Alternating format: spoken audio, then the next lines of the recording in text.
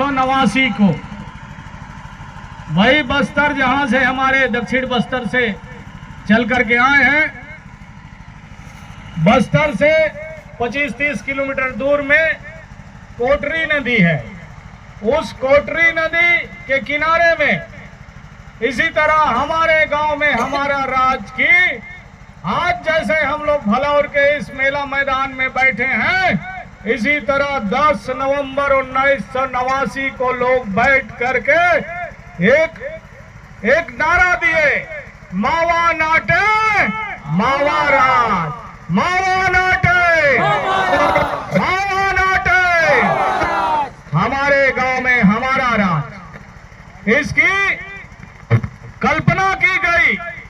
उसके बाद 6-7 साल उस पर बहस चलते रहा पूरा देश में, अलग अलग प्रदेश में। उस समय हम लोग तत्कालीन मध्य प्रदेश में थे और मध्य प्रदेश में फिर 24 दिसंबर यानी ये पेशा कानून जो है भारत के संसद में 24 दिसंबर 1996 को पार्लियामेंट में पास हो गया। साथियों, आज के ही दिन ये कानून पार्लियामेंट में पास हुआ और हमारे जो आदिवासी समाज के लोग हैं वो बड़े उत्साह के साथ त्योहार जैसा उत्सव मनाने का काम किए। साथियों, क्यों?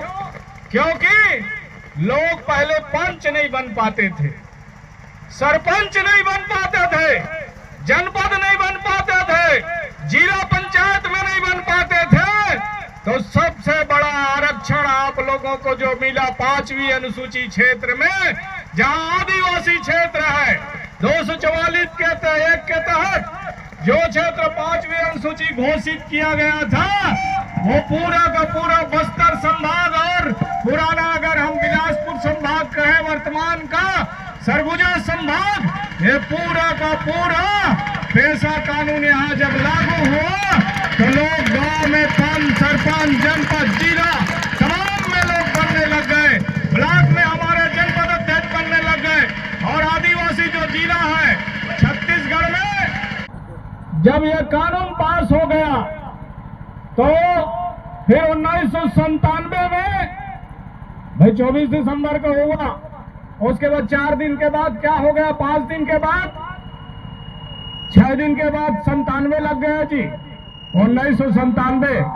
जब 97 में मध्य प्रदेश के विधानसभा में बैठक बुलाई गई तो पूरा मंत्रिमंडल, पूरा विधायक और सांसद तमाम लोग उस कार्यक्रम में बैठे और लोगों ने डॉक्टर ब्रह्मदेव शर्मा जी से पूछे।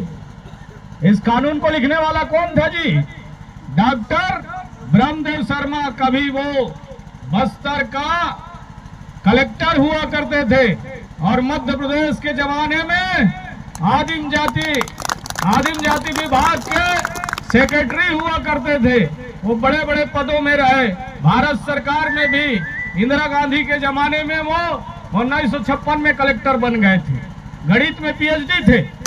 लेकिन एक ब्राह्मण समाज में पैदा होने के बाद भी वो पेशा कानून का मसौदा तैयार करने में उन्हीं का हाथ था। साथियों, बाद में तो भूरिया कमेटी लागू हुआ, बाद में दिलीप सिंह भूरिया जी को उसका अध्यक्ष बनाया गया और उसका सेक्रेटरी ब्रह्मदेव शर्मा जी थे जो लिखा पढ़ी का काम करते थे।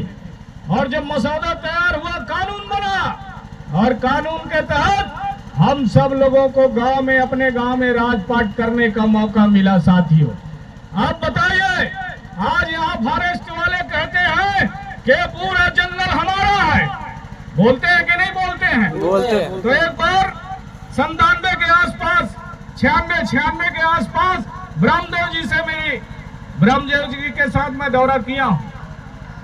डॉक्टर ब्रह्मदेव शर्मा, वो जो बुरुंगपाल में जहां पर ये मसौदा तैयार किया, मैं वो बुरुंगपाल भी गया हूं बस्तर का, जहां पर ये पेशा कानून का निर्माण किया गया, बनाया गया।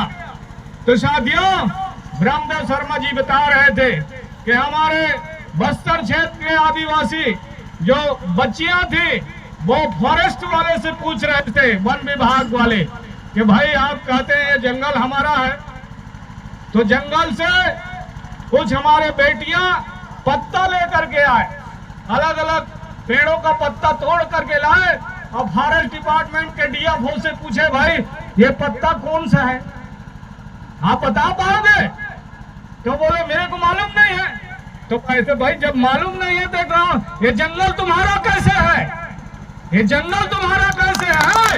ये जंगल तो हमारा है, हमको मालूम है ये पत्ता तेंदू है, चार है, ये है कि नहीं है, ये साल का है, बीज का है, खमार का है, ये हमको मालूम है, इसलिए जंगल हमारा है, हमारे गांव में हमारा राज। ये कल्पना उसी समय किया गया साथी।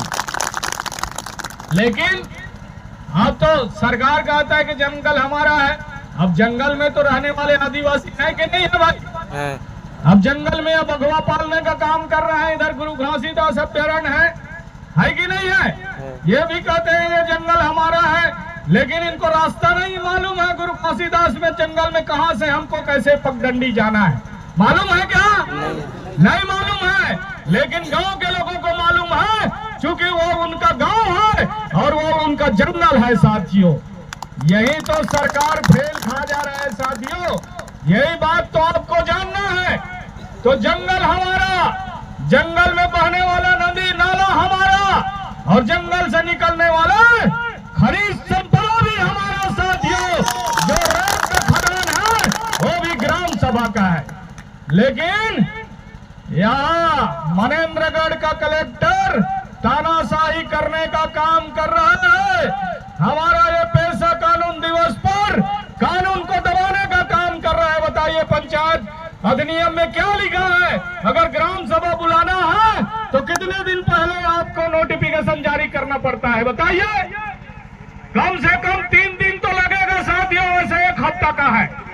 1 हफ्ता पहले आपको सूचना देना पड़ेगा, गांव में इश्तेहार जारी करना पड़ेगा, पॉम्पलेट में आपको लिख करके और हाका मुनारा करके आपको बताना पड़ेगा, हाका डाल के बताना पड़ेगा, डुगडुगी बजा के बताना पड़ेगा कि आज गांव में ग्राम सभा रखा गया है। लेकिन ये कलेक्टर रात को आदेश करता है यहाँ के तमाम सरपंचों को पूरा, और कहता है कि आज पेशा कानून, जबकि सरकार ने 15 दिसंबर को इनको लेटर जारी किया है, मेरे पास उसका कॉपी है। 15 दिसंबर को लेटर जारी किया गया मंत्रालय से कि 22 जिला